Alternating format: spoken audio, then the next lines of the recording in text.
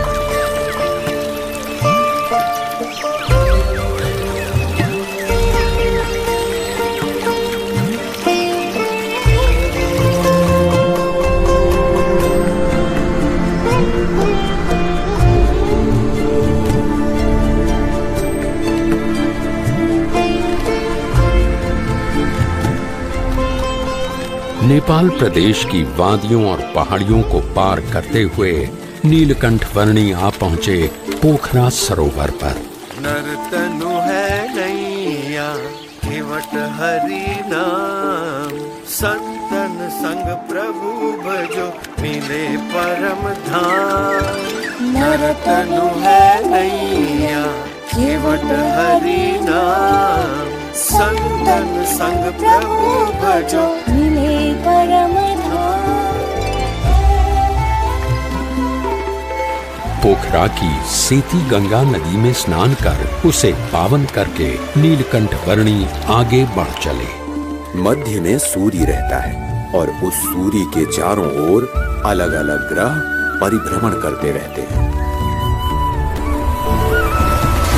कई नगरों, पहाड़ों और वनों को पार करते हुए नीलकंठ वर्णी आ पहुंचे धार्मिक स्मारकों के लिए प्रख्यात नगर काठमांडू में।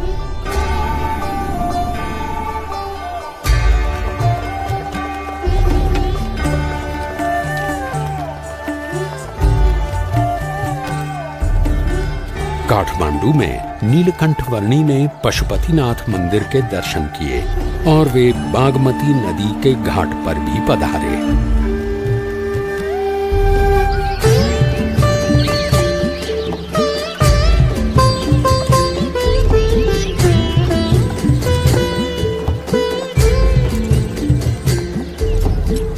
वैभवी नगरी काठमांडू के कई स्थानों पर होते हुए कुछ साधु संतों के समुदाय के साथ नीलकंठ वर्णी वहां के राजा के महल में आ पहुंचे।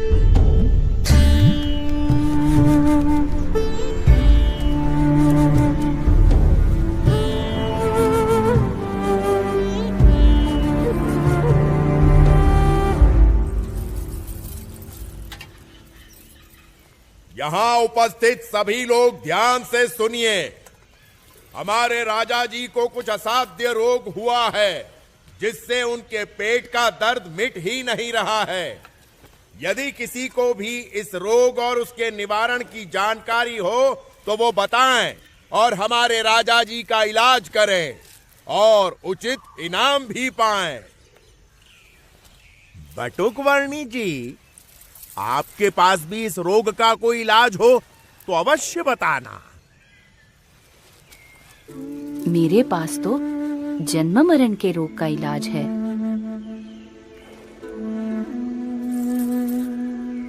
सोच समझकर बोलना बालक। मैं राजा हूं, रण बहादुर साहा। सन्यास में भगवान होते हैं। ये सोचकर मैं साधु संतों और सन्यासियों को मेरे रोग का इलाज करने के लिए बुलाता हूं। और मेरा इलाज करने की बात करके जो इलाज नहीं कर पाता, ऐसे हरेक हकीम, वैद्य, साधु, संत, सन्यासी सबको मैं जीवन भर के लिए बंदी बनाकर सजा देता हूं।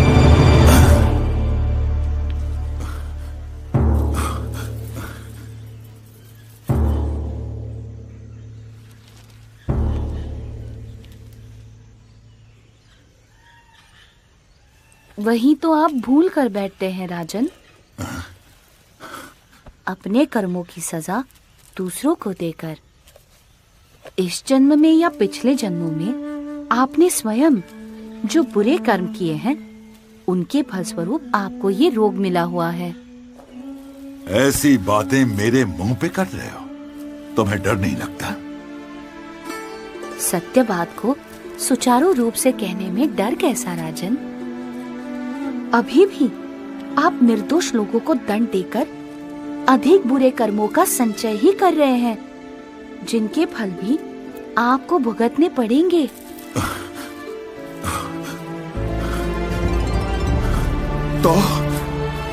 तो मैं क्या करूं? कैसे छुटकारा पाऊं इन सब से? कैसे छुटकारा पाऊं इन सब?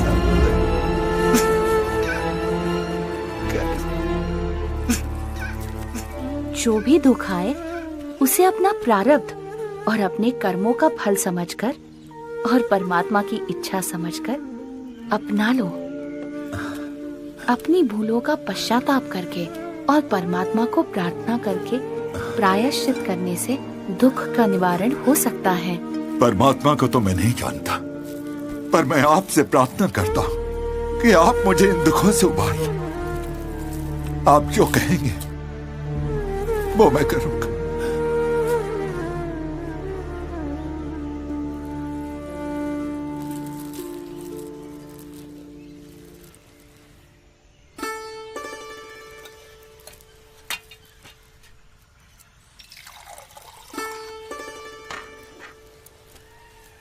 ये पी लीजिए।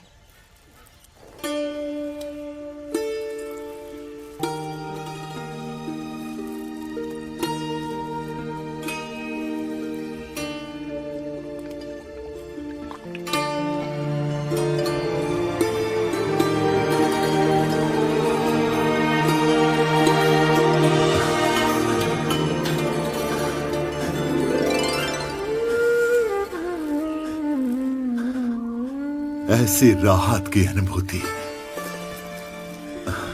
मुझे आज तक नहीं हुई प्रभु।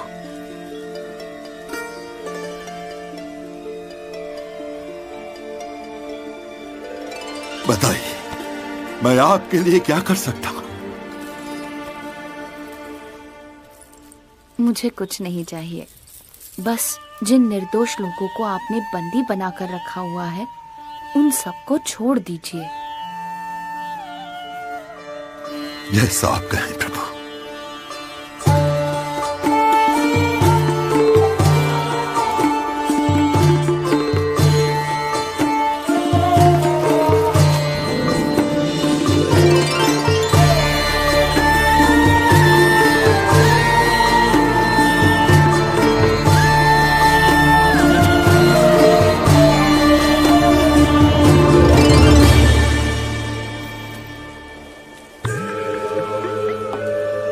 काठमांडू से आगे उत्तरी नेपाल प्रदेश में यात्रा करते हुए नीलकंठ वर्णी ने तिब्बत प्रदेश एवं चीन प्रदेश की ओर दृष्टि की और वहां से पूर्व दिशा में आगे बढ़ते हुए वे वराह तीर्थ आ पहुँचे। जीवन भर सदाचार पूर्वक सेवा के अच्छे कार्य करते रहना वह अच्छी बात है, परंतु वह आत्यंतिक मोक्ष के लिए पर्याप्त नहीं है।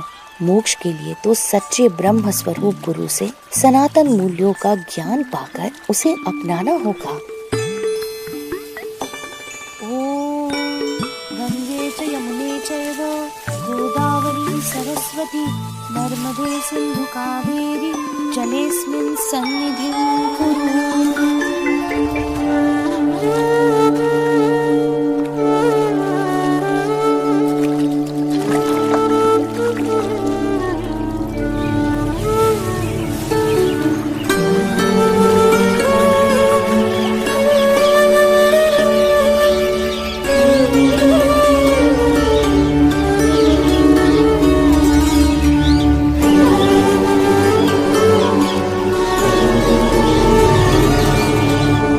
अपनी कल्याण यात्रा से नेपाल प्रदेश को पावन करने के पश्चात नीलकंठ वर्णी उत्तर पूर्वी भारत के असम प्रदेश में सिरपुर, परशुराम कुंड आदि स्थानों में पधारे और वहां से आगे असम प्रदेश में नीलकंठ वर्णी के स्वागत के लिए मानो ब्रह्मपुत्र नदी के नीर तत्पर थे।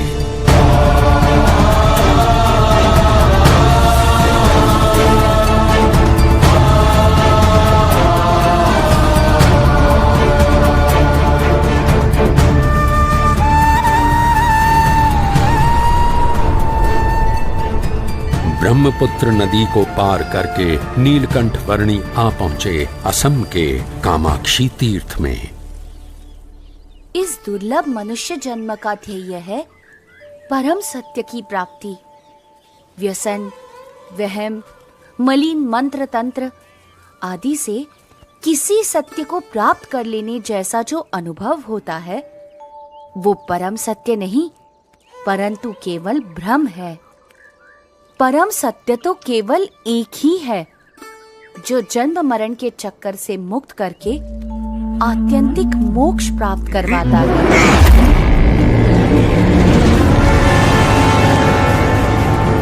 बच्चे, क्या सुख दुख की बातें बना रहा है तू?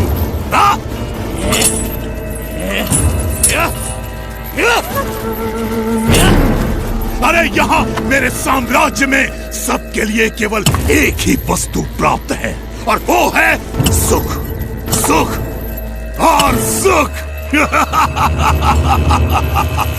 समझा तू? सुख या सुख का भ्रम? सुख, केवल सुख, केवल सुख। एक सच्चे उपासक की तरह उपासना करके हर एक सुख को सिद्ध किया है मैंने और गले तक मदिरा का पान करके उन हर एक सुख के नशे में रहता हूं मैं। इसीलिए पी बैक कहलाता हूं मैं, पी बैक।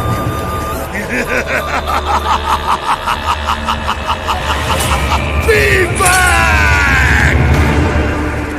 अपने प्रपंच से लोगों को डरा धमकाकर स्वयं सुखी रहना वो सिद्धि नहीं परंतु विकृति है विवेक। अपनी सिद्धियों का उपयोग सबके सुख के लिए करना चाहिए, दुख के लिए नहीं। अरे वाह, ये छोटे गुरुजी तो ज्ञानोपदेश भी देते हैं। महाज्ञानी है गुरुजी। पर अभी गुरुजी को पता चल जाएगा कि मेरी शक्तियों के सामने उनका ज्ञान कैसे हवा में फुर्र हो जाता है।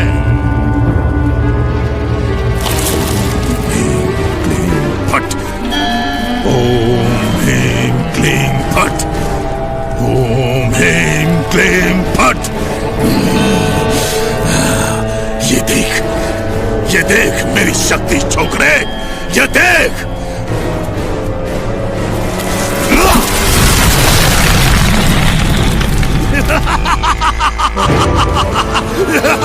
देखा?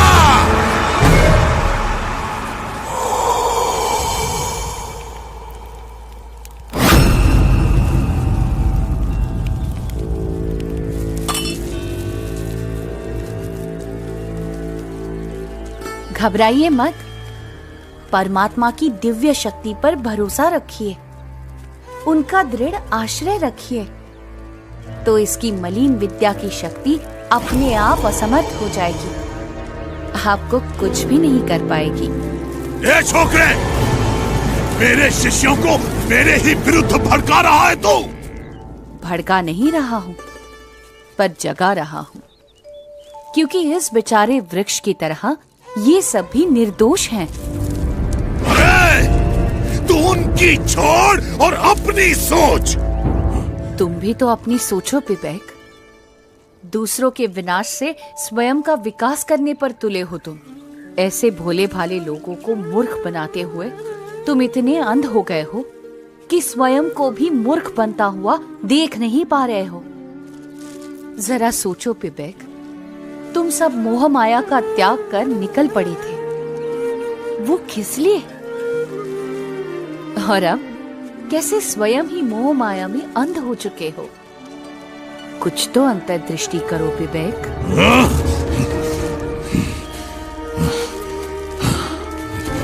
इसे कैसे पता? वैसे मेरी भूल तो है, लेकिन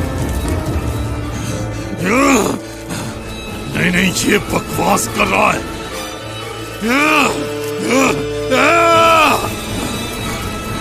तू ऐसे नहीं समझेगा, अब तुझे मारना ही पड़ेगा।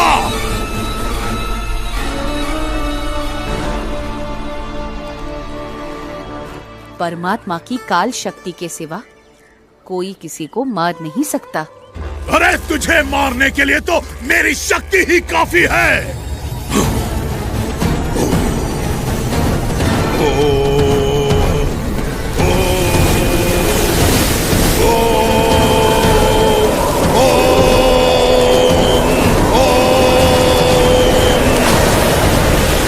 ये ले तेरी मृत्यु।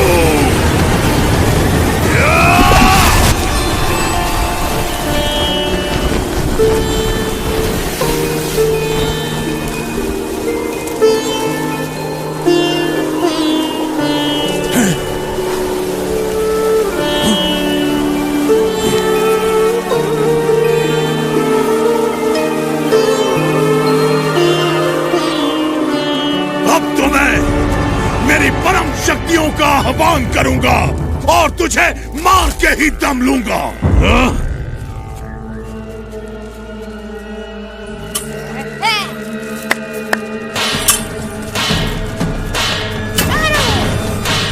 शक्तियों को बुलाओ, शक्तियों को मारो, शक्तियों को बुलाओ,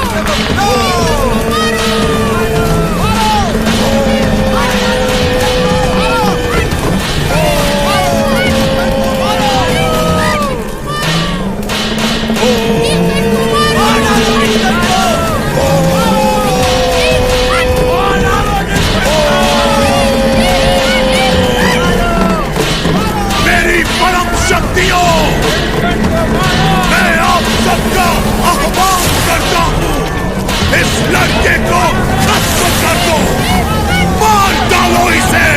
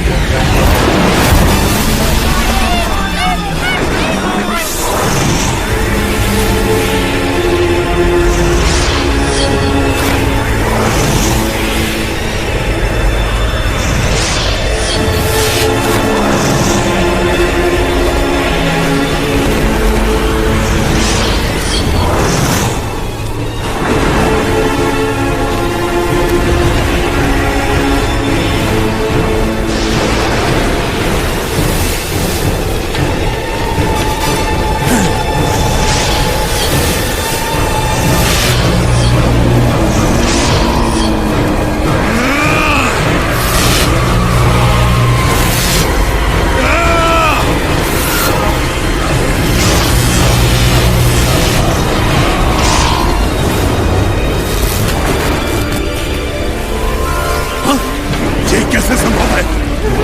भीम क्लीम फट, ओम भीम क्लीम फट।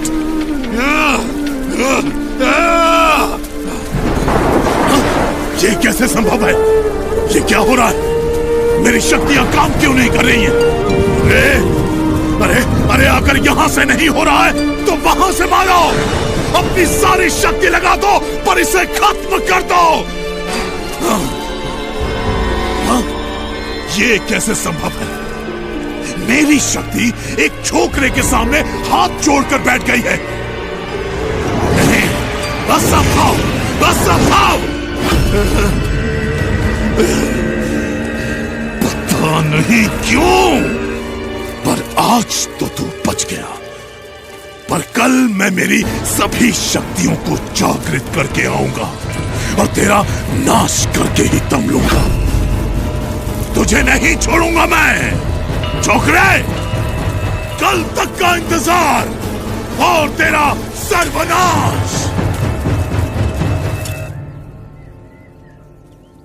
तेरा सर्वनाश।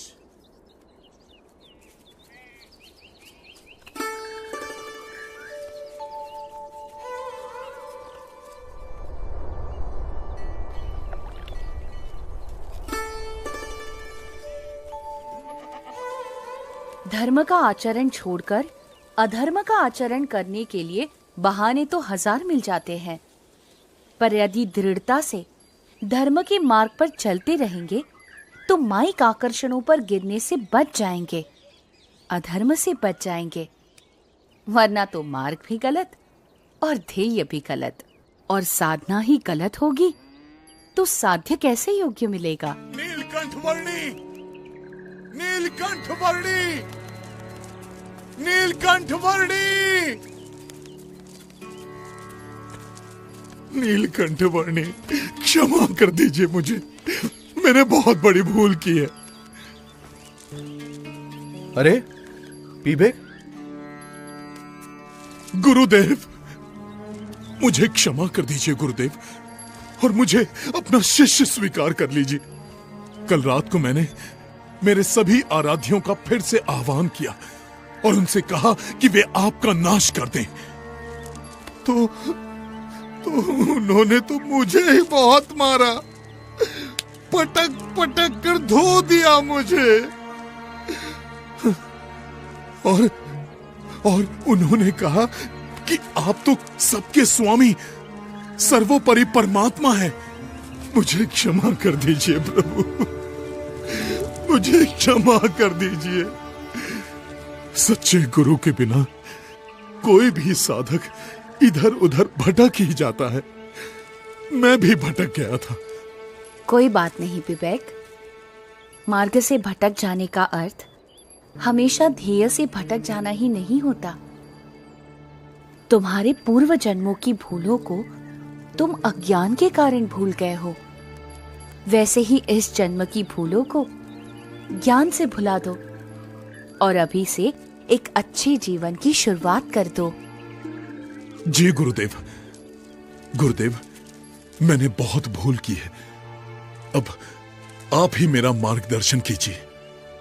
जरूर विवेक, गुरु तो सही मार्ग दिखाने का प्रयास करता ही है, पर उस मार्ग पर चलना वो तो साधक का ही काम है।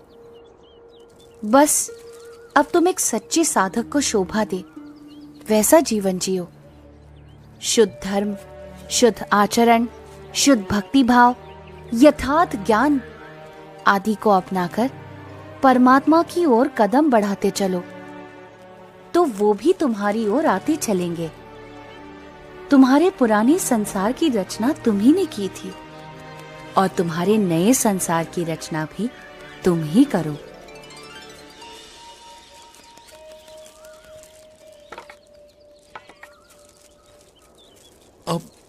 आप कहां चल दिए गुरुदेव?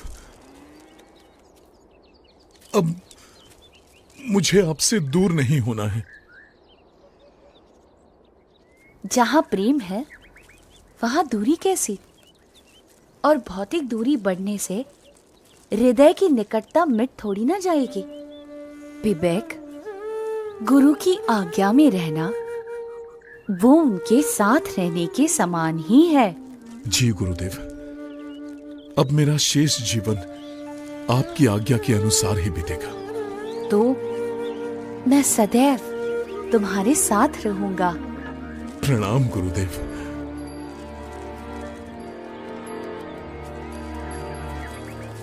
प्रणाम नीलकंठ वर्णी।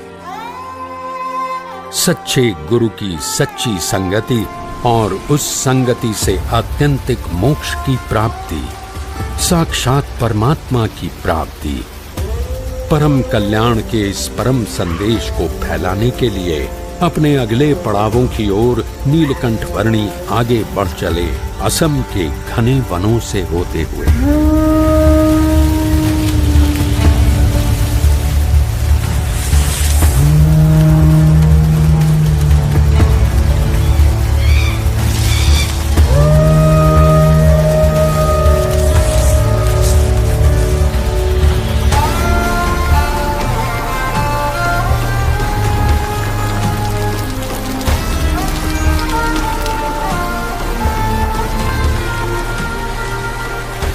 दक्षिणी असम के पर्वतीय प्रदेश को लांघते हुए चटगांव जिले के आसपास कहीं पर नीलकंठ वर्णी आ पहुंचे, एक दैवी अप्रकट सी नौलखा पर्वत की साधना भूमि पर।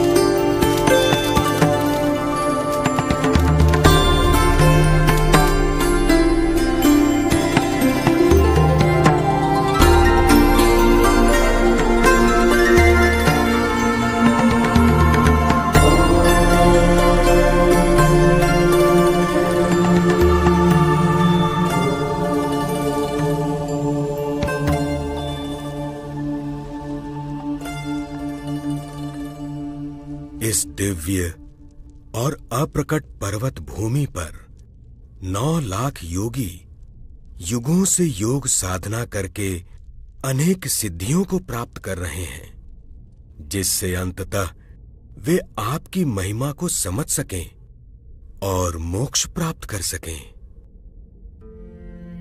सिद्धियों की प्राप्ति हेतु योग साधना करने से अनेक सिद्धियां प्राप्त हो सकती हैं, पर उन सिद्धियों के प्रति जो लगाव बना रहता है वह परमात्मा की भक्ति में से विचलित कर देता है, और आत्यंतिक मोक्ष तो यथार्थ दास भाव से परमात्मा की भक्ति करने से ही होता है।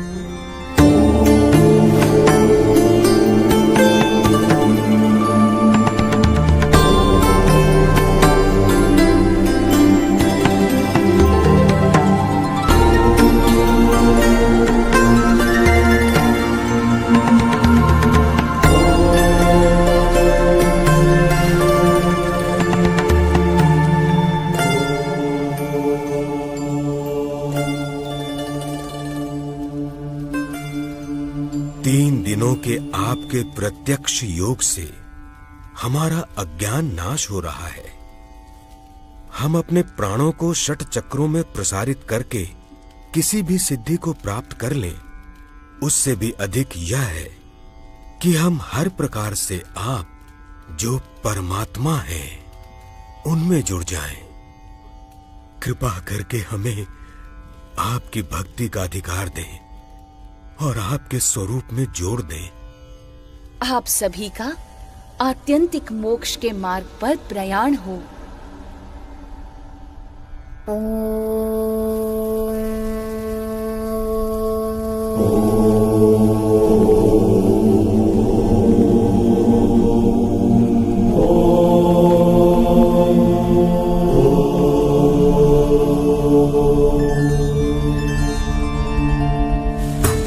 नौलखा पर्वत के 9 लाख योगियों को कल्याण प्रदान करके अपनी कल्याण यात्रा को नीलकंठ वर्णी ने बंगाल प्रदेश में आगे बढ़ाया। और बंगाल में बालवा कुंड आ पहुंचे। कुछ दिन बालवा कुंड प्रदेश में बिताकर नीलकंठ वर्णी ने अपनी कल्याण यात्रा को आगे बढ़ाया सुंदरवन के प्रदेश में।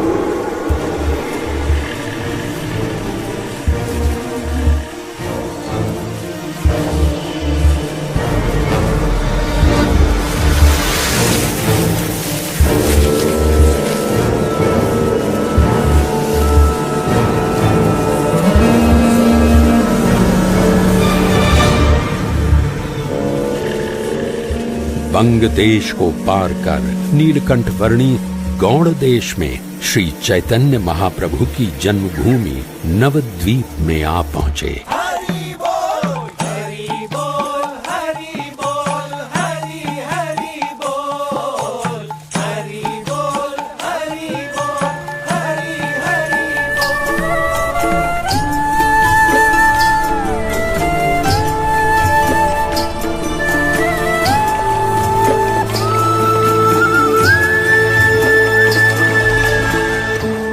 गंगा और सागर का जहां मिलन होता है, उस पवित्र तीर्थ गंगा सागर की ओर नीलकंठ वर्णी बढ़ चले।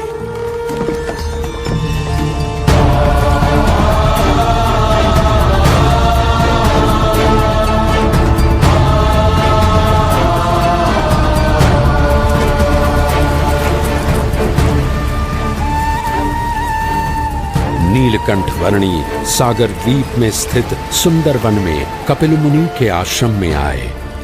यहाँ कपिल मुनि द्वारा रचित सांख्य शास्त्र का समन्वय सनातन वैदिक धर्म के एक मौलिक दर्शन के साथ करने का जैसे उन्होंने संकल्प लिया और वहां से पूर्वी भारत के उड़ीसा प्रदेश में आ पहुंचे।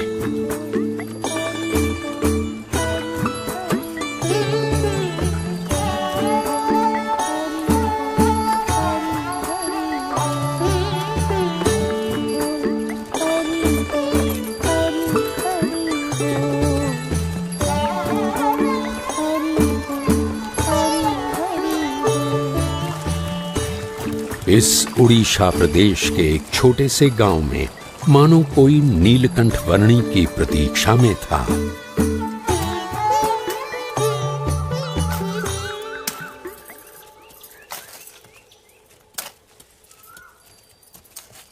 जयराम भैया, उन्होंने कहा कि संसार व्यवहार के सारे कर्तव्यों को निभाते हुए भी अपनी चित्त की वृत्ति भगवान में रखे रहोगे तो आपका गृहस्थाश्रम श्रेष्ठ होगा।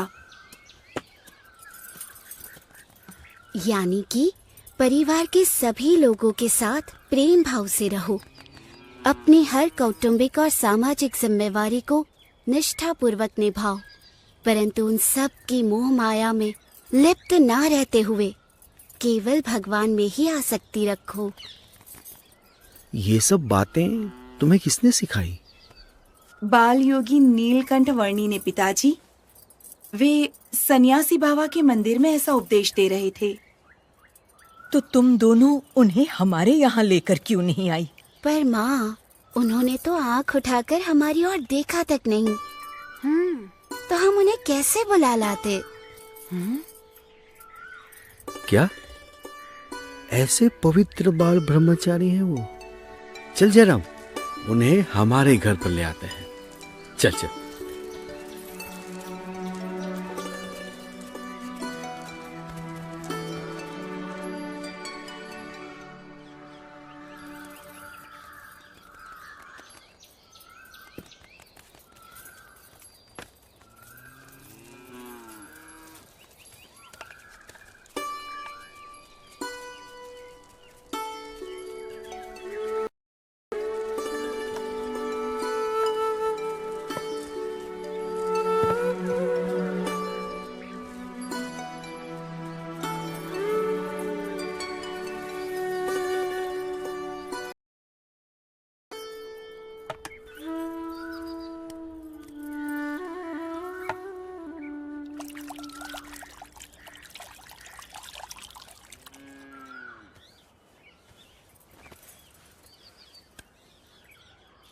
ये कमल ककड़ी लीजिए, ताजी हैं।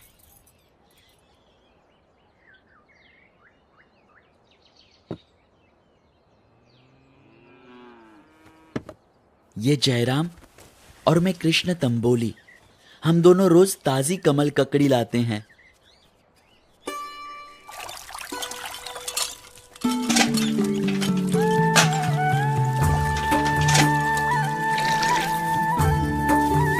दैनिक दिनचर्या में व्यस्त रहते हुए भी प्रभु भक्ति में लीन रहा है और ऐसे निरंतर भक्ति करने से बुद्धि शुद्ध होती है। कलौ कीर्तनात्, कली युग में भजन भक्ति से भगवान का सानिध्य मिलता है।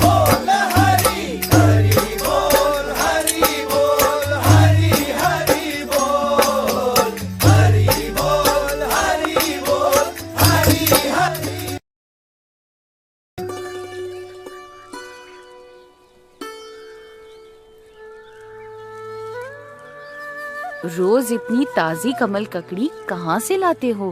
क्या मुझे भी उस जगह ले चलोगे? हाँ, आज शाम को ही चलेंगे। आपको हमारे साथ बड़ा मजा आएगा।